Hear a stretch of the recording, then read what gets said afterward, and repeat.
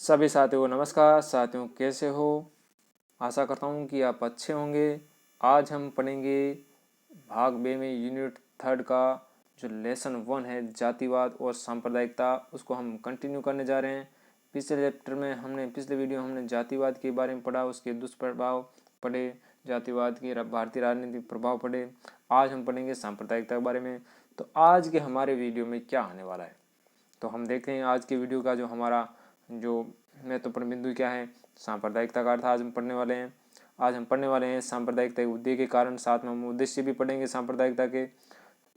इसके अलावा हम पढ़ेंगे सांप्रदायिक समस्या है उसके कारण क्या है, तो उन कारणों की हम चर्चा करेंगे। सांप्रदायिकता के कारण है वो क्या क्या दुष्परिणाम हमें भुगतने पड़ रहे हैं, तो वो भी उनका भी हमें यहाँ पर चर्चा करेंगे। सांप्रदायिकता को दूर करने के हम सुझाव पढ़ेंगे। और मुसलमानों का जो अध्ययन करने के लिए एक कमेटी गठित की गई थी, सच्चर कमेटी प्रतिवेदन, उसको भी हम पढ़ेंगे। तो ये हमारे मुख्य बिंदु है। साथियों, वीडियो में आगे की ओर बढ़ें, आपसे एक सादर निवेदन है कि आप इस वीडियो को देखें तो लाइक तो ज़रूर करें, क्योंकि एक लाइक तो बनता है, और वीडियो को सब्सक्राइब भी करें, और अधिक से अधिक अपने साथियों के साथ में इसको शेयर करें, उन्हें प्रेरित करें। मेरा केवल आपसे इतना ही आग्रह, और मैं आपसे कुछ भी नहीं चाहता हूँ। तो चलते हैं साथियों हम अपने मुख्य लेसन की ओर। तो उससे पहले हम चलते हैं पिछला जो वीडियो हमारा था उसके जो महत्वपूर्ण प्रश्न थे जातिवाद से संबंधित, हम उनकी ओर चलते हैं। तो हमारा जो पिछला वीडियो था जातिवाद और सांप्रदायिकता, तो उससे संबंधित हम महत्वपूर्ण प्रश्न देखें। तो पहला प्रश्न बन रहा है कि जाति से आप क्या समझते हैं। मैंने आपको बड़ी अच्छी तरीके से बताया था, जाति के 4 बिंदु बताए थे अर्थ में, तो आपको यहाँ लिखने हैं। जातिवाद क्या है समझाइए, आपको ये लिखना है।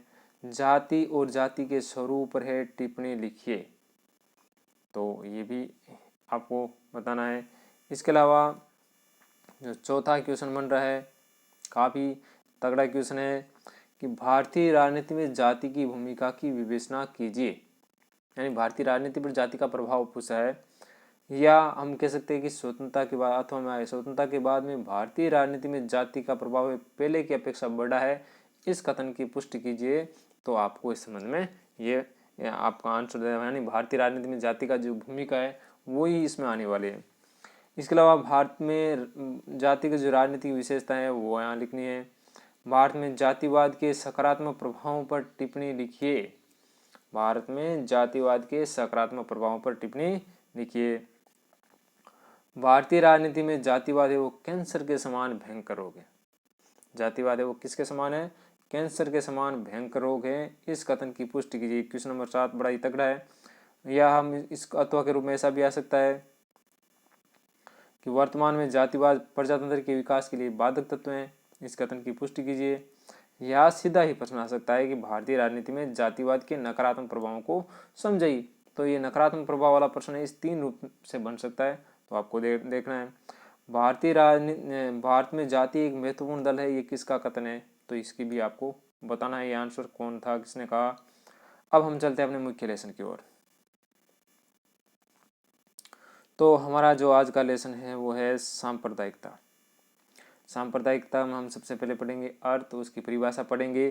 तो सबसे पहले आता है सांप्रदायिकता का अर्थ क्या है। शाब्दिक अर्थ देखते हैं, तो इसका शाब्दिक अर्थ है आपसी मत भिन्नता को समानता। आपसी मत, अपना मत होता ना, राय, मत भिन्नता को समान देने की बजाय विरोधाभास उत्पन्न करना, कि मेरे और आपके मत अलग अलग हैं, तो उसको हम समान देने की बजाय हम क्या करेंगे, उसमें विरोधाभास पैदा करेंगे। क्या मत अलग है, हो सकते हैं मत तो सभी के अलग अलग होते हैं, सबकी राय अलग अलग होती हैं, परंतु मैं आपके मत का सम्मान नहीं करता हूँ और आप मेरे मत का सम्मान नहीं करते हैं, और फिर क्या करते हैं, हम एक दूसरे की चुगली करते हैं, एक दूसरे के काट करते हैं कि वो ऐसा कह रहा था, नहीं वो ऐसा कह रहा था। तो ये जो विरोधाभास की स्थिति पैदा करना ही, मतों में, विचारों में या राय में विरोधाभास उत्पन्न करना ही क्या है, सांप्रदायिकता है। शाब्दिक अर्थ है। अब हम परिभाषा देखें, तो परिभाषा से इसका जो पूर्ण जो अर्थ है वो सामने निकल कर आएगा। तो सांप्रदायिकता क्या है? एक धार्मिक संप्रदाय की अन्य धार्मिक संप्रदाय या संप्रदायों के प्रति उदासीनता। एक धार्मिक संप्रदाय का अन्य धार्मिक संप्रदायों के प्रति जो उदासीनता है, या उपेक्षा है या घृणा है या विरोध है या आक्रमण की भावना है, वो क्या है? सांप्रदायिकता है। एक धार्मिक संप्रदाय की अन्य धार्मिक संप्रदायों के प्रति उदासीनता, उपेक्षा, घृणा, विरोध, ये आक्रमण की भावना, ये क्या है? सांप्रदायिकता। तो सांप्रदायिकता एक तरह से क्या हो गई? भावना हो गई। और उस भावना का आधार क्या है? कि या तो उसका एक काल्पनिक भय होगा, झूठे डर रहे होंगे, या उसका क्या होगा? वास्तविक भय होगा कि वास्तव में ऐसा लोग करते भी हैं। तो काल्पनिक और वास्तविक भय होता है, दोनों तरह के भय होते हैं। और जिससे उनको ये लगता है कि उक्त संप्रदाय हैं, एक संप्रदाय, एक धार्मिक संप्रदाय समझता है कि बाकी दूसरे जो धार्मिक संप्रदाय है वो है उनके संप्रदाय को नष्ट करने के लिए या उनको जान माल की हानि पहुंचाने के लिए क्या है? कटिबद्ध है। यानी एक धार्मिक संप्रदाय ये सोचे कि जो दूसरा धार्मिक संप्रदाय है वो हमें नुकसान पहुंचा सकता है, तो उसको हम क्या कहेंगे? सांप्रदायिक भावना कहेंगे। जैसे अगर सीधी सी बात है कि मैं सीधा टॉपिक पर आऊँगा, बाकी हो सकता है कि उस नीच आपको लगे, परंतु जब तक सीधा नहीं बताऊँगा आपको समझ में नहीं आएगा। तो मैं उदाहरण देता हूँ सीधा ही कि अगर हिंदू ये समझे, कौन? हिंदू धर्म के ये लोग समझे कि जो मुसलमान के लोग हैं, मुसलमान धर्म के लोग हैं, उन अगर हिंदू धर्म के लोग हैं मुस्लिम धर्म के लोगों के प्रति उदासीनता दिखाए कि क्या है, हम हमारे धर्म को तो है नहीं, हमें उनसे क्या लेना देना है, उनका विकास हो नहीं हो, पढ़े या नहीं पढ़े, या उनके प्रति उपेक्षा की भावना रखते हैं, हम उनको नकार देते हैं, चलने तो चल रहा है उनका जो जैसा काम करते हो, या उनके प्रति घृणा की भाव रखते हैं, या उनके प्रति विरोध की भावना रखते हैं, या उनके प्रति हम आक्रमण की भावना रखते हैं, हम उनके प्रति आक्रामक व्यवहार करते हैं। तो अगर हिंदू संप्रदाय के लोग अगर मुस्लिम संप्रदाय के लोगों के प्रति अगर ऐसी भावना रखते हैं, और इसका कारण क्या है? कारण क्या हो सकता है? कारण वास्तविक काल्पनिक भी हो सकता है और वास्तविक भी हो सकता है कि ये हिंदू धर्म वाले लोग सोचते हैं कि मुस्लिम धर्म वाले ये क्या है, हमारे धर्म को नष्ट करने में तुले, हमारे धर्म की लड़कियों के साथ है भागकर शादी कर लेते हैं और उनका फिर धर्म परिवर्तन करवा देते हैं, फिर उनको फिर छोड़ देते हैं। तो ऐसी घटनाएं बार बार आती है। तो हिंदू धर्म के संप्रदाय के लोग सोचते हैं कि चलो ये मुस्लिम धर्म के लोग हैं, वो हमें क्या करते हैं, हमारे धर्म को, हमारे जान माल को, हमारे रिश्तों में खटास डालने का प्रयास करते हैं। तो ये एक सांप्रदायिकता हो गई। अगर इसी प्रकार हम ये सोचते हैं दूसरी तरफ से मुस्लिम धर्म के लोगों की तरफ सोचें कि ये कहीं ना कहीं ये हिंदू धर्म के लोग हैं, वैसे ही तुले हुए 1947 से हमें हिंदुस्तान से बाहर निकालने के लिए तुले हुए, तो इनसे हमें दूर रहना चाहिए, हमें अपना विकास करना चाहिए, हमें अपने तक सीमित रहना चाहिए। तो उल्टा ऐसा भी है, दोनों धर्म के लोग अगर ऐसा सोचें, एक दूसरे की काट करें, एक दूसरे को अगर नीचा दिखाने का प्रयास करें, एक दूसरे के साथ सहयोग नहीं करें, एक दूसरे के प्रति आक्रमण की भावना रखें, तो इस भावना को ही हम क्या कहेंगे? सांप्रदायिकता कहेंगे। तो ये वास्तविकता है, मैंने वास्तविक उदाहरण आपको दे दिया है। हो सकता है कि हाँ, हिंदू और मुस्लिम धर्म के लोगों में बहुत सारे धार्मिक सद्भाव है, मेरे भी बहुत सारे मुस्लिम दोस्त हैं, उनके साथ में बहुत अच्छा सद्भाव है, हमारे बीच में कभी लड़ाई भी नहीं हुई है, कभी विरोध भी नहीं हुआ है। परंतु ये एक उदाहरण है धार्मिक सांप्रदायिकता का, उसका है हिंदू और मुस्लिम से कोई लेना देना नहीं है। मैंने उदाहरण बताया कि हिंदू हो सकता है हिंदू धर्म की जगह ईसाई हो या सिख हो या जैन हो या बौद्ध हो, मुस्लिम के स्थान पर भी अन्य धर्म आ सकते हैं। तो ये एक उदाहरण था, उदाहरण के रूप में मैंने आपको समझाया। आगे हाँ, अब हम देखते हैं सीधा सा स्पष्ट अर्थ क्या होता है कि अर्थात सांप्रदायिकता क्या है? वे राजनीति है। तो भावना के साथ में ये राजनीति भी है, क्योंकि राजनीति के कारण ही सांप्रदायिक भावनाएं ज़्यादा बढ़ती है। तो सांप्रदायिकता वे राजनीति है जो धार्मिक समुदायों के बीच में विरोध झगड़े पैदा करती है, यानी दो या दो से अधिक धार्मिक समुदायों के बीच में विरोध पैदा कर दे, झगड़ा पैदा कर दे। तो ये एक तरह की राजनीति भी है, और एक समुदाय को अन्य समुदाय से लड़ने के लिए प्रेरित भी करती है, यानी एक धार्मिक समुदाय को अन्य धार्मिक समुदाय से लड़ने के लिए प्रेरित करती है। हिंदुओं को मुसलमानों से लड़ने के लिए प्रेरित करती है, मुसलमानों को हिंदुओं से लड़ने के लिए प्रेरित करती है, सिखों को हिंदुओं के लिए लड़ने के लिए प्रेरित करती है, हिंदुओं को ईसाइयों के लिए लड़ने के लिए प्रेरित करती है, ईसाइयों को मुसलमानों के लिए, और या हिंदुओं से लड़ने के लिए प्रेरित करती है। तो ऐसा संभव हो सकता है। तो ये सांप्रदायिकता है। तो आशा करता हूँ आपको इसका अर्थ बड़ी अच्छी तरीके से समझ में आ गया होगा। अब हम देखते हैं कि जो सांप्रदायिक संगठन बनते हैं बार बार, कभी देखते हैं हिंदू महासभा बन गई, या कभी हम देखते हैं विद्यार्थी ऑल इंडिया मुस्लिम लीग एवं विद्यार्थी संगठन सिमी बन जाता है, कई हिंदू धार्मिक संगठन बने हुए, कई मुस्लिम धार्मिक संगठन बने हुए, कई ईसाई धार्मिक संगठन बने। तो ये जो धर्म के आधार पर जो धार्मिक संगठन बने हुए हैं उनका मुख्य उद्देश्य क्या है? तो उनका अगर हम मुख्य उद्देश्य देखें तो पहला है कि ये लोग क्या करते हैं, शासकों के ऊपर, जो शासन में होते हैं, सत्ता में होते हैं, उन लोगों के ऊपर दबाव डालकर अपने सदस्यों के लिए, यानी अपने जाति धर्म के लोगों के लिए है, अपने धर्म के लोगों के लिए सत्ता, प्रतिष्ठा और राजनीतिक अधिकार प्राप्त करने का प्रयत्न करते रहते हैं। यानी सरकार पर प्रेशर डालकर है अपने धर्म के लोगों के लिए अधिक से अधिक प्रतिष्ठा, सत्ता या राजनीतिक अधिकार प्राप्त करने की कोशिश में लगे रहते हैं। दूसरा कि ये अपने संप्रदाय के हितों को राष्ट्रीय और सामाजिक हितों के ऊपर रखते हैं।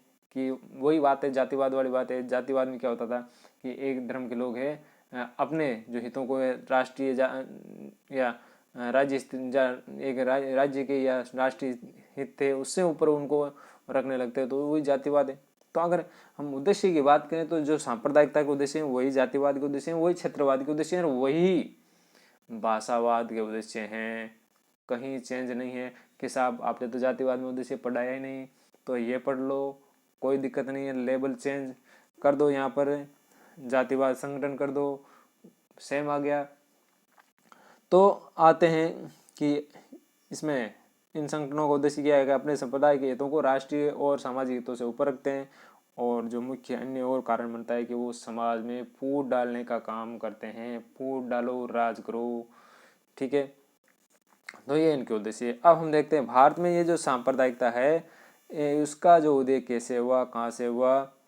तो हम देखते हैं सबसे पहले भारत में जो सांप्रदायिकता का उदय की बात होती है तो ब्रिटिश शासनकाल की जो फूट डालो राज करो की नीति है उसी से हुआ।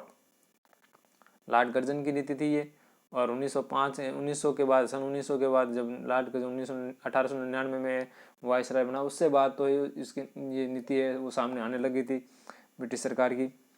तो 1857 की क्रांति के बाद में ब्रिटिश सरकार ने भारत में हिंदुओं और मुसलमानों के मध्य दरार पैदा करने के भरसक प्रयास किए और इसमें सफल हुए। 1857 की क्रांति में हम देखें हिंदुओं और मुसलमानों ने दोनों ने साथ में मिलकर है क्रांति में भाग लिया और क्रांति को अंजाम तक पहुंचाने की भरसक कोशिश की। तो उससे ये लगा ब्रिटिश शासकों को कि कहीं अगर ये हिंदू और मुस्लिम दोनों मिल गए तो हमें शीघ्र ही क्या होगा, भारत से बाहर जाना पड़ेगा। तो इसलिए उन्होंने क्या किया, उन्होंने किया कि 1857 की क्रांति के बाद मुसलमानों की तरफ तो उन्होंने ध्यान देना छोड़ दिया, क्योंकि अधिकांश मुस्लिम शासक थे। भारतीय जनता 1857 की क्रांति में भारतीय जनता साथ में थी और शासक कौन थे, मुसलमान थे ज़्यादातर। तो ब्रिटिश सरकार ने मुसलमानों का है पूर्ण रूप से है उन पर बिल्कुल ध्यान नहीं दिया, जिस कारण वो पिछड़ेपन में जाते रहे और हिंदुओं पर उन्होंने विशेष ध्यान दिया, हिंदू समाज में सुधार किए। अब जब हिंदू समाज में लगभग 1904-05 के आसपास है काफ़ी जागृति आई, तब उन्होंने क्या किया, अब है मुसलमानों पर ध्यान देना शुरू कर दिया कि अब साहब मुसलमान पिछड़े हुए हैं, हम उस पर ध्यान देंगे। तो इससे क्या हुआ कि कभी एक वर्ग को बढ़ावा देकर है मुसलमानों के प्रति द्वेष की भावना पैदा की, हिंदुओं को बढ़ावा देकर मुसलमानों के प्रति द्वेष की भावना पैदा की। अब हिंदुओं को है उस विषय ध्यान नहीं देकर अब क्या है मुसलमानों को बढ़ावा देने के प्रयत्न किए जाते। तो ये सांप्रदायिकता क्या कारण है। 1985 में स्थापित जो भारतीय जो राष्ट्रीय कांग्रेस थी उसके इन दावों को भी है ब्रिटिश सरकार ने सदैव नकारा कि कांग्रेस है मुस्लिम लोगों का प्रतिनिधित्व कर रही है। ब्रिटिश सरकार ने सदैव यही कहा कि कांग्रेस है वो केवल हिंदुओं की पार्टी है, हिंदू लोगों का प्रतिनिधित्व करती है, मुसलमानों का नहीं है। तत्पश्चात 1905 में जो बंगाल का विभाजन हुआ तो वो भी विभाजन हिंदू मुस्लिम बहुल क्षेत्र के आधार पर किया गया कि इस विभाजन के दौरान हिंदू क्षेत्र को अलग कर दिया गया और मुस्लिम क्षेत्र को अलग कर दिया गया था। यानी विभाजन भी कैसा था, सांप्रदायिकता धर्म के आधार पर था और समाज को तोड़ने वाला था। साथ ही ब्रिटिश सरकार का ये प्रचार कि इस विभाजन से मुसलमानों को अधिक फायदा होगा ने आग में घी डालने का कार्य किया कि जो विभाजन करके ब्रिटिश सरकार ने प्रचार किया कि इस विभाजन से मुसलमानों को तो विरोध करना नहीं चाहिए, क्योंकि इस विभाजन से उनका अपना एक क्षेत्र बन रहा है, उनका अपने धर्म का क्षेत्र बन रहा है, तो उन्हें तो ज़्यादा फायदा होगा।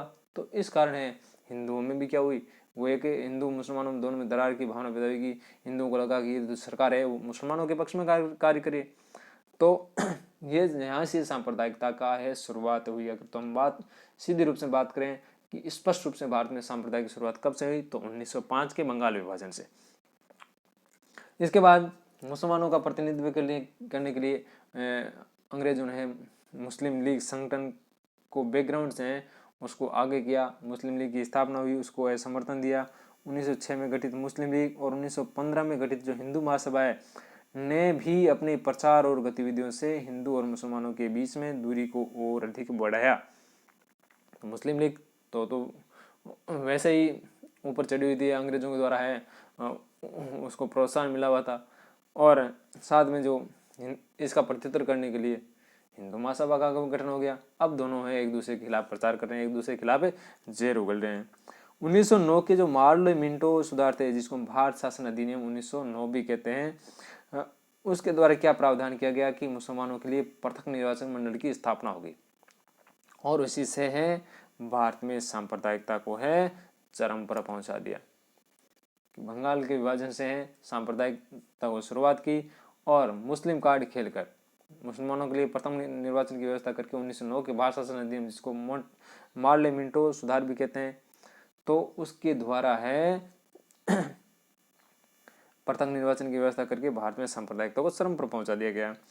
अंततः हम देखें 1940 में है मोहम्मद अली जिन्ना ने कहा कि मुझे 2 राष्ट्र चाहिए हिंदुस्तान में, 2 राष्ट्र, एक भारत दूसरा पाकिस्तान, ने भारत में है सांप्रदायिकता को सर्वोच्च शिखर पर पहुंचा दिया।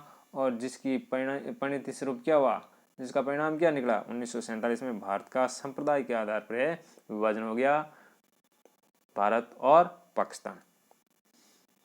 अब हम देखते हैं कि सांप्रदायिक समस्या के कारण क्या है। सांप्रदायिक समस्या के कारण, स्वतंत्रता उपरांत भारत में सांप्रदायिक समस्या के निम्न कारण रहे हैं। पहला, विभाजन की कटु स्मृतियाँ। तो विभाजन के कारण भी है जो सांप्रदायिक तनाव है बार बार पैदा होता रहता है। कारण क्या है कि मुस्लिम लीग की सीधी कार्रवाई और स्वतंत्रता के बाद भारत के विभाजन से देश के विभिन्न स्थानों पर सांप्रदायिक दंगे भड़क उठे। यानी एक धर्म के लोग हैं दूसरे धर्म के लोगों को मारने लगे। विभाजन से लाखों लोग विस्थापित हुए, यानी कुछ लाखों लोग भारत से पाकिस्तान आए, पाकिस्तान से भारत गए। पाकिस्तान से भारत आने वाले लाखों लोगों को अपना घर बार संपत्ति आदि छोड़कर भारत आना पड़ा, और जिससे कई जगहों पर हिंसक वारदातें हुई और इसमें हजारों लोगों की हत्याएं हुई। महिलाओं लड़कियों के साथ में अत्याचार हुआ, बलात्कार हुआ, बच्चे अनाथ हो गए। प्रत्युत्तर में भारत से पाकिस्तान जाने वाले लोगों के साथ में भी ऐसी ही घटनाएं हुई। उधर से लाशें आने लगी, ट्रेनें भर भर गए, इधर से भी लाशें जाने लगी, ट्रेनें भर भर गए। तो इसमें लाखों व्यक्ति मारे गए। सबसे बड़ा बात करें ये नरसंहार हम कह सकते हैं, ये था विश्व का। तो अपने परिजनों के साथ इस तरह के जो कत्लेआम हुआ था, उन लोगों को जिन लोगों ने इस दृश्य को जिन लोगों ने देखा उनकी स्मृतियों में ये आज भी बना हुआ है। उन लोगों ने अपने जो परिवार के लोगों को यही बताया कि वास्तव में अगर हिंदू लोग के साथ में ये ऐसा हुआ और उस समय कोई हिंदू लोग का परिवार का कोई सदस्य बच गया तो उसने ये कहा कि ये मुसलमान बड़े बेकार होते हैं, उन्होंने हमारे साथ ऐसा ऐसा किया। तो ये भावना आज भी उनके स्मृति में बनी हुई है। और मुसलमानों के साथ में ऐसा हुआ तो उन्होंने भी यही अपने परिवार सदस्यों के साथ में यही बात कही कि हिंदू लोग हैं बड़े खतरनाक है, उन्होंने हमारे साथ में ऐसा ऐसा किया। तो आज भी लोगों के मन में वो हिंदू मुस्लिम जो कट्टरता की भावना है वो बड़ी हुई है, वो टीस है बनी हुई है कि हमारे साथ में उन्होंने ऐसा किया। तो ये विभाजन की कटु स्मृतियों के कारण है। जब भी कोई छोटी मोटी घटना होती है तो इस मानसिकता के कारण है वो घटना बड़ा रूप ले लेती है। दूसरा, राजनीतिक दलों द्वारा निहित स्वार्थों के लिए पृथक्करण की भावना पनपाना। कि स्वतंत्रता पूर्व और पश्चात धार्मिक आधार पर कई विभिन्न संगठनों और राजनीतिक दलों ने अलगाववाद की प्रवृत्ति को बढ़ावा दिया है, जिसमें हिंदू महासभा है, मुस्लिम लीग है, अकाली दल है, जमायत इस्लामी है, सिमी है, इसके अलावा ऑल इंडिया मजलिस है, इंतहाला मुसलमानी है, जमात इस्लाम है। तो ये सभी है जितने भी संगठन है, बहुत सारे संगठन हैं। इन लोगों ने स्वतंत्रता के बाद में है धर्म के आधार पर लोगों को पृथक करने की ये बात की, लोगों में अलगाव पैदा करने का है कार्य किया। तीसरा हम देखें मुसलमानों का आर्थिक और शैक्षणिक रूप से पिछड़ापन। ब्रिटिश काल से ही मुसलमान शैक्षणिक और आर्थिक दृष्टि से पिछड़े थे। स्वतंत्रता उपरांत 70 वर्ष बीत जाने के बाद में भी उनकी हम देखें सरकारी नौकरियों में, व्यापार में, उद्योग धंधों में है वो स्थिति है वो सुधर नहीं पाई है। मुस्लिम राजनीति के केंद्र में जो नेता लोग रह रहे हैं उन्होंने क्या किया, मुसलमानों को मदरसा और मजहबी शिक्षा के मकड़ जाल से बाहर ही नहीं निकलने दिया कि आपके लिए मदरसा शिक्षा ही बेटर है, आप सामान्य शिक्षा में नहीं है। और इस मदरसा शिक्षा में उनको उलझाते गए और आज ये स्थिति है कि मदरसा शिक्षा है उनके लिए अनिवार्य बनी हुई है, आवश्यक बनी हुई है सामान्य शिक्षा के बजाय, जिसके कारण क्या है आज भी मुसलमान समाज है आधुनिक शिक्षा और आधुनिकता से कोसों दूर है। आज भी वो पुराने ढर्रे पर ही चल रहे हैं। तो कारण क्या है कि वो आधुनिक शिक्षा के प्रभाव में आए ही नहीं। मैंने भी कई जगह पढ़ा है जहाँ पर मुस्लिम बच्चे मेरे स्कूल में थे, तो हम वहाँ देखते हैं कि मदरसा में जाना उनके लिए अनिवार्य। हम ये नहीं कहते कि मदरसा में क्यों जा रहे हो, जाना चाहिए, आप जो चाहे शिक्षा ग्रहण करो, परंतु मदरसे में जाना उनका ज़रूरी है। परंतु जो स्कूल टाइम होता है उसमें भी वो लेट आते हैं कि नहीं साहब मदरसा में जाते हैं, और मदरसे से स्कूल आते हैं लेट आते हैं, और कभी कभी स्कूल से जल्दी भी निकल जाते हैं। तो मदरसा उनके लिए इम्पोर्टेंट हो गया। तो ये जो कारण क्या है, ये कारण इसलिए है कि मुस्लिम राजनीतिक केंद्र में जो लोग रहे ना, उन्होंने मदरसा शिक्षा को, मजहबी शिक्षा को है वो बढ़ावा दिया, जिसके कारण है ये मुसलमान लोग आज आधुनिक शिक्षा से नहीं जुड़ पाए, और उसी के कारण है ये उनका पिछड़ापन है, चाहे वो आर्थिक रूप से हो या शैक्षणिक रूप से हो। चौथा कारण है कि पाकिस्तानी दुष्प्रचार और षड्यंत्र की बार बार है, पाकिस्तानी मीडिया ने भी है हिंदू मुस्लिम जो तनाव को है बढ़ा चढ़ाकर है पेश किया और मुसलमानों को भड़काने का कार्य किया, जिसके उसने अनेक षड्यंत्र रचे। जैसे हिंदू और सिखों में वैमनस्य बढ़ाने का प्रचार किया था 1980 के दशक में। 1993 में मुंबई जो बम धमाके थे उसमें पाकिस्तान की भूमिका रही, और कश्मीर में भारतीय सेना द्वारा मुसलमानों पर अत्याचार करने का है वो झूठा प्रचार है वो बार बार है प्रचारित किया जाता है। पाकिस्तान के चैनलों द्वारा, रेडियो द्वारा ये प्रचारित किया जाता है कि भारतीय सेनाएं कश्मीर में है मुसलमानों के साथ में अत्याचार कर रही है, झूठा प्रचार। तो ये पाकिस्तान का दुष्प्रचार और षड्यंत्र है, वो भी सांप्रदायिक घटनाओं को है बढ़ावा देता है। इससे क्या लगता है कि भारतीय मुसलमानों को लगता है कि भारत की सेना तो कश्मीर में मुसलमानों के साथ अत्याचार कर रही है, मुस्लिम लड़कियों के साथ बलात्कार कर रही है, तो हमें भी गुस्सा आता है कि जब कोई हमारे परिवार के साथ में या हमारे समाज के साथ में कोई ऐसा व्यवहार करता है तो हमें भी गुस्सा आता है, हम भी भड़क जाते हैं। तो ऐसा ही मुसलमानों के साथ में हो रहा है इस पाकिस्तानी दुष्प्रचार के कारण। आगे देखते हैं सरकार की उदासीनता, कि सरकार की उदासीनता और लापरवाही के चलते भी कोई छोटी छोटी जो सांप्रदायिक घटना है वो भी विशाल रूप अख्तियार कर लेती है। जैसे 2013 का मुजफ्फरनगर का दंगा की छोटी सी घटना हुई, उस पर सरकार और प्रशासन ने ध्यान नहीं दिया, लापरवाही कर ली, और वो फिर अचानक दंगा के रूप में आगे बढ़ गई। छठा देखें दलीय गुटबंदी और चुनावी राजनीति। स्वतंत्रता उपरांत के बाद 1950 से लेकर आज तक भी जितने दंगे हुए हैं उनमें कहीं न कहीं विभिन्न राजनीतिक दलों की भूमिका रही है। उन दंगों के पीछे बैकग्राउंड में है कौन रहे हैं, ये राजनीतिक दल रहे हैं, चाहे वो कोई सा भी दल हो। हम बात नहीं करेंगे कौन सा दल रहा है नहीं रहा, परंतु लगभग सभी दलों की इसमें है भागीदारी रही है। राजनीतिक दलों ने अपने संकुचित स्वार्थों की पूर्ति हेतु है दंगों को हवा दी है। सातवां वोट बैंक की राजनीति। कुछ राजनीतिक दल है किसी वर्ग विशेष को अपना वोट बैंक मानते हुए उनके सही गलत कार्यों का और मांगों का समर्थन करते रहते हैं। तो कि मान लो कि एक दल है वो हिंदू संप्रदाय के लोगों का है, जो उनकी मांग है चाहे अनुचित ही क्यों न हो उनका ये समर्थन करते हैं। दूसरा है राजनीतिक दल है वो मुस्लिम संप्रदाय के लोगों की मांगों का चाहे उचित हो या अनुचित हो उनका भी समर्थन करता रहता है। तो उसके कारण क्या होता है, जिसके फलस्वरूप एक दल किसी धर्म विशेष का सहारा लेता है, उसकी मांगों का समर्थन करता है, तो प्रतिक्रिया स्वरूप अन्य राजनीतिक दल भी क्या करते हैं, दूसरे अन्य वर्गों या संप्रदायों का है समर्थन करते हैं। इस प्रकार लोग है वोट बैंक की राजनीति के, कुछ लोग मुसलमानों का वोट बैंक प्राप्त करने के लिए प्रयास करते हैं तो कुछ हिंदुओं का वोट बैंक प्राप्त करने के लिए प्रयास करते हैं। तो वोट बैंक के निहित स्वार्थ की पूर्ति हेतु जब किसी वर्ग विशेष की उपेक्षा करके किसी अन्य वर्ग को, किसी वर्ग विशेष की उपेक्षा करके किसी विशेष वर्ग को विशेष रियायतें देते हैं तो उससे भी सांप्रदायिक तनाव उत्पन्न होता है। तुष्टीकरण की नीति, कि सरकार वोट बैंक के लिए किसी वर्ग की उचित अनुचित मांगों को मानकर उन्हें विशेष रियायत दे, विशेषाधिकार दे, तो कालांतर में वो लोग क्या समझते हैं कि ये तो जो सरकार ने हमें रियायत दी है या हमें जो विशेषाधिकार दिया है वो तो हमारा अधिकार है, अब हम इसको नहीं छोड़ने वाले, हम इसको लेकर रहेंगे, हमारे ये बना रहना चाहिए। जैसे हम बात करें आरक्षण की बात है, आरक्षण है समाज में सुधार, आर्थिक समानता लाने के प्रयास के लिए किया गया था, परंतु आज जिन लोगों ने आरक्षण प्राप्त कर लिया है और अपने आप को अच्छा सामाजिक स्टैंड मेंटेन कर लिया है, वो लोग आरक्षण छोड़ने के लिए तैयार ही नहीं है, क्योंकि वो क्या समझते हैं कि आरक्षण तो हमारा अधिकार है। आरक्षण अधिकार नहीं था, आरक्षण व्यवस्था थी। इसी प्रकार किसी धर्म विशेष के लोगों को भी हैं ऐसी सुविधाएं, जो विशेष रियायतें दी गई थी, अब उनको वो क्या है अपना अधिकार समझ बैठते हैं, उनको छोड़ने के लिए तैयार नहीं है।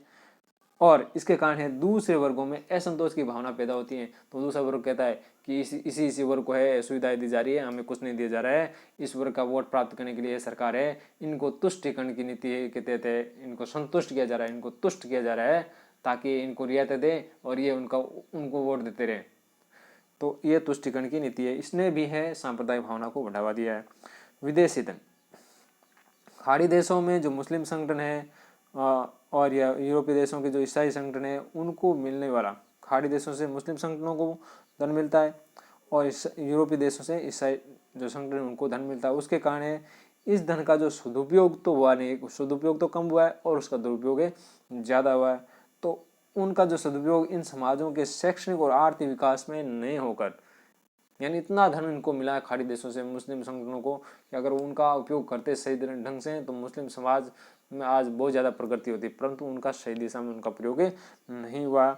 उसके कारण है वो अलगाववादी कार्य है, उसका जो प्रयोग है अलगाववादी कार्य यानी भड़काने के लिए हुआ लोगों को आपस में, तो जिसके कारण है आज सांप्रदायिक घटनाओं को बढ़ावा मिल रहा है। तो ये हो गए सांप्रदायिकता के कारण, सांप्रदायिक घटनाओं को बढ़ावा देने वाले कारण। सांप्रदायिकता के दुष्परिणाम हम देखें तो सांप्रदायिकता के दुष्परिणाम की बात करें तो आता है कि सांप्रदायिकता के कारण समाज में फूट पड़ जाती है, आपसी द्वेष बढ़ जाता है, अविश्वास की भावना पैदा होती है। एक धर्म विशेष के लोगों का दूसरे धर्म के विशेष लोगों के साथ में अविश्वास होना, आपस में फूट पड़ना, आपस में ईर्ष्या होना, लड़ाई झगड़ा होना, तो ये सांप्रदायिक दुष्परिणाम है। दूसरा, सांप्रदायिक दंगों के भड़कने से आर्थिक हानि होना, आर्थिक हानि बहुत ज़्यादा होती है, जैसे सार्वजनिक और निजी संपत्तियों को नुकसान होता है, बाजार बंद होते हैं, उससे व्यापार वाणिज्य वो प्रभावित होता है, कई बार फैक्ट्रियों, उद्योगों, गाड़ियों, बसों को आग लगा दी जाती है, तो ये आर्थिक हानि होती है। सांप्रदायिक दंगों में सैकड़ों लोगों के मारे जाने पर प्राण हानि होती है, यानी जब भी दंगा भड़कता है तो सैकड़ों की संख्या में लोग मारे भी जाते हैं, तो जनहानि भी होती है। सांप्रदायिक दंगों के कारण है सरकारों की जो स्थिरता है वो प्रभावित होती है, यानी सरकार स्थिर रूप से कार्य नहीं कर पाती है। जब दंगे होते हैं तो सरकार पंगु सी हो जाती है, वो सभी समाजों के साथ में, सभी संप्रदायों के साथ में धार्मिक सौहार्द बनाने के प्रयास करने लगती है। उसके कारण है उसकी जो प्रशासनिक कार्यकुशलता पर प्रभाव पड़ता है, और कई बार क्या होता है राजनीतिक रूप से भी अस्थिर हो जाती है कि केंद्र की सरकार है ऐसी सरकारों को बर्खास्त भी कर सकती है। जैसे 1992 में जब वो उसका बाबरी मस्जिद का विध्वंस हुआ था, तो केंद्र सरकार ने राजस्थान, मध्य प्रदेश, ये गुजरात है, इनकी सरकारों को बर्खास्त कर दिया था। इसके अलावा हम देखें राष्ट्रीय एकता में बाधा उत्पन्न होना, कि एक धर्म विशेष के लोग अपने अपने धर्म को अगर महत्व देंगे तो उससे क्या होगा, राष्ट्रीय हित है वो बाधक होगा, उसका राष्ट्रीय हित में प्रगति नहीं हो पाएगी। राष्ट्रीय सुरक्षा को खतरा उत्पन्न होना, कि सांप्रदायिकता के कारण क्या होते हैं, आतंकवाद जैसी समस्या है, नक्सलवाद जैसी समस्या है वो पैदा हो रही है, तो ये राष्ट्रीय सुरक्षा को खतरा है। देश का औद्योगिक और व्यवसाय विकास है वो बाधित होना, जब सांप्रदायिक घटना होगी तो वहाँ औद्योगिक और जो औद्योगिक विकास है या व्यवसाय विकास है वो बाधित होगा। तो ये सांप्रदायिकता के दुष्परिणाम है। आप मेरा चैनल गंगाधर 233 देख रहे हैं, इस पर आपको भाग ए और भाग बी के वीडियो मिल जाएंगे, आप सर्च करें। अब आता है कि सांप्रदायिकता को दूर करने के क्या सुझाव हैं। तो सांप्रदायिकता को दूर करने के हम कुछ सुझाव दे सकते हैं, कि प्रश्न ये भी आ सकता है कि आप सांप्रदायिकता को दूर करने के लिए क्या सुझाव देंगे। तो कैसे हो आप की तरफ दे तो आप अपनी भाषा में लिखने का प्रयास करें। पहला कि सरकारों द्वारा ऐसे कार्य नहीं करने चाहिए जिससे सांप्रदायिकता को प्रोत्साहन मिले, यानी किसी सरकार को किसी वर्ग विशेष को है और विशेष सहायता नहीं देनी चाहिए, सरकार को तुष्टिकरण की नीति नहीं अपनानी चाहिए, सभी धर्मों के संप्रदायों के लोगों के साथ में एक समान व्यवहार करना चाहिए। शाश्वत नैतिक मूल्यों और आध्यात्मिक मूल्यों की शिक्षा देनी चाहिए, यानी जो नैतिक मूल्य हैं शाश्वत रूप से लागू हैं, चाहे वो किसी भी धर्म में हो, मुस्लिम धर्म में हो, हिंदू धर्म में हो, ये जो आध्यात्मिक मूल्य है उनकी शिक्षा है वो अनिवार्य रूप से विद्यार्थियों को देनी चाहिए।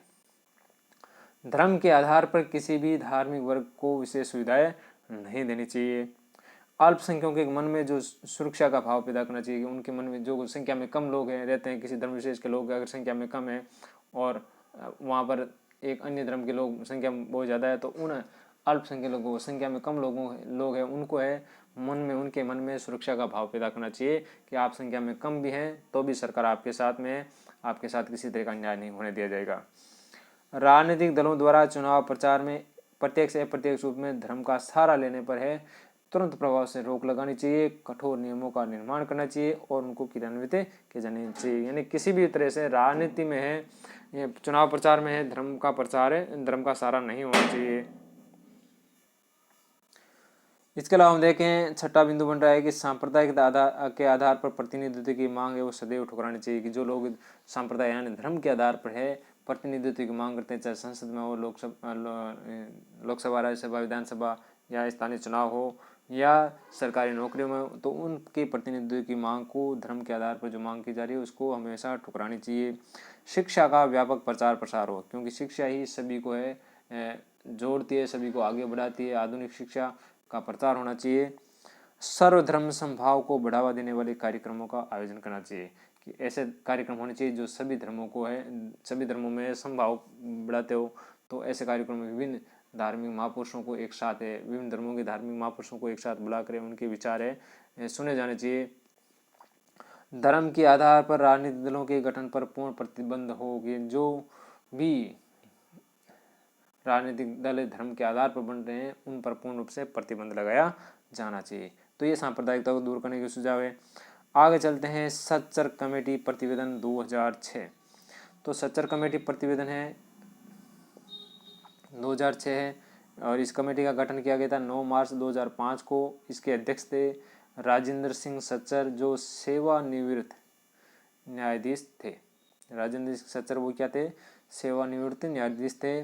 और सच्चर कमेटी में 7 सदस्य थे अध्यक्ष समेत, और इसके जो रिपोर्ट है उसमें 403 प्रश्न थे और ये रिपोर्ट है लोकसभा में 30 नवंबर 2006 को प्रस्तुत की गई, इसलिए इसको सच्चर कमेटी प्रतिवेदन 2006 कहा जाता है। विषय क्या था, इसमें क्या चीज़ था कि भारतीय मुसलमानों की सामाजिक, आर्थिक और शैक्षणिक स्थिति का अध्ययन करना और उसमें सुधार हेतु सुझाव देना, तो ये इसका विषय था। और उसने जो रिपोर्ट दी उसके क्या बिंदु है, तो उसके मुख्य बिंदु हम देखें तो उसने कहा कि सरकारी नौकरियों में जो मुसलमानों की जो भागीदारी है वो काफ़ी कम है। मुस्लिम समुदाय की स्थिति है वो SC/ST से भी बदतर है, यानी उनकी स्थिति, सामाजिक स्थिति वो SC/ST से भी क्या है, बदतर है। शिक्षा का जो स्तर है बिल्कुल न्यून है, इसलिए उन्होंने सुझाव हेतु कुछ सुधार हेतु कुछ सुझाव दिए कि पहला कि इनमें शिक्षा का प्रचार किया जाए, इनमें रोजगार के अवसर है इनको अधिक से अधिक उपलब्ध कराया जाए, इनको कौशल विकास, कोई ना कोई कौशल कार्य सिखाया जाए ताकि अपना स्वयं का रोजगार कर सके, इन्हें ऋण सुविधाएं देकर है इनके खुद के व्यवसाय या उद्योग स्थापित करने में है सरकार सहायता दे, यानी ऋण सुविधाओं को बढ़ावा दे। तत्कालीन केंद्र सरकार ने इन सुझावों को मानते हुए धर्म के आधार पर मुसलमानों को 5% का आरक्षण देने का निर्णय लिया था, जिसे पहले आंध्र प्रदेश हाई कोर्ट ने निरस्त कर दिया था और बाद में सुप्रीम कोर्ट ने इसको खारिज कर दिया। सुप्रीम कोर्ट का कहना था कि धर्म के आधार पर आरक्षण नहीं दिया जा सकता है क्योंकि ये सांप्रदायिकता को बढ़ावा देता है। तो साथियों, तो ये हमारा हो गया सांप्रदायिकता वाला लेसन चैप्टर कंप्लीट। आशा करता हूँ कि आपको वीडियो अच्छा लगा होगा। धन्यवाद। जय हिंद, जय भारत।